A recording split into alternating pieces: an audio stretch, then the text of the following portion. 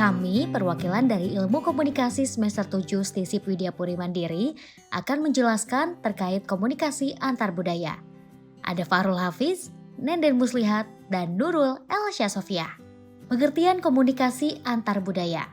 Komunikasi lintas budaya atau sering juga disebut komunikasi antar budaya itu menyangkut komunikasi antar individu.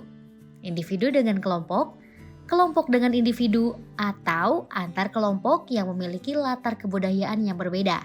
Misalnya, berbeda ras, suku, etnik, ataupun kelas sosial. Sejarah komunikasi antar budaya. Pada tahun 1959, antar budaya pertama kali diperkenalkan oleh seorang antropolog, Edward T. Hall, dalam bukunya The Silent Language. Dan Landis pun menguatkan konsep komunikasi antar budaya dalam International Journal of Intercultural Relations pada tahun 1977. Dan pada tahun 1983 lahirlah International and Intercultural Communication Annual yang dalam setiap volumenya mulai menempatkan rubrik khusus untuk menampung tulisan tentang komunikasi antar budaya. Dan 1985 Gundi Kunz, Stedworth, dan Ting Tumei menulis edisi lain tentang komunikasi, kebudayaan, proses kerjasama antar budaya. 1986 Kim menulis tentang komunikasi antar etnik. Tahun 1988 Kim dan Gundi Kunz melakukan adaptasi lintas budaya. Hingga akhirnya di tahun 1988 Ting Tumei dan Korzeni menulis komunikasi atau bahasa dan juga kebudayaan. Model komunikasi antar budaya menurut Gundi Kunz dan Kim. Model ini mengasumsikan dua orang yang sejajar dalam berkomunikasi, sebagai pengirim sekaligus penerima atau keduanya sebagai penyandi dan penyandi balik. Kelebihan dan kekurangannya. Kelebihannya memberikan banyak ilmu antar budaya, memperluas sikap toleransi antar budaya, memperbesar relasi pergaulan antar budaya. Kekurangannya menyebabkan timbulnya kesalahpahaman, bisa menyebabkan terjadinya perselisihan antar budaya, tidak adanya media yang digunakan. Perkembangan komunikasi antar budaya.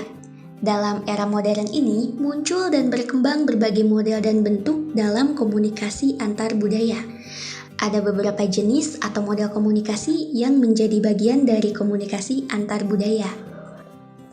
Komunikasi internasional yaitu proses komunikasi antara bangsa dan negara. Komunikasi ini tercermin dalam diplomasi dan propaganda dan seringkali berhubungan dengan situasi interkultural dan interaksial. Komunikasi internasional lebih menekankan kepada kebijakan dan kepentingan suatu negara dengan negara lain yang terkait dengan masalah ekonomi, politik, pertahanan, dan lain-lain. Komunikasi antaras yaitu suatu komunikasi yang terjadi apabila sumber dan komunikan berbeda ras. Ciri penting dari komunikasi antaras ini adalah peserta komunikasi berbeda ras. Ras adalah sekelompok orang yang ditandai dengan ciri-ciri biologis yang sama. Secara implisit, komunikasi antaras ini termasuk ke dalam komunikasi antar budaya. Hambatan utama dalam komunikasi antaras ini adalah sikap curiga kepada ras lain.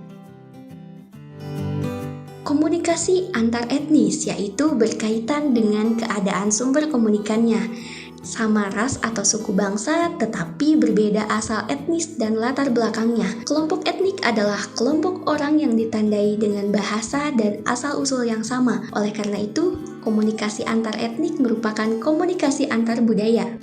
Contoh komunikasi antar budaya di kehidupan sehari-hari.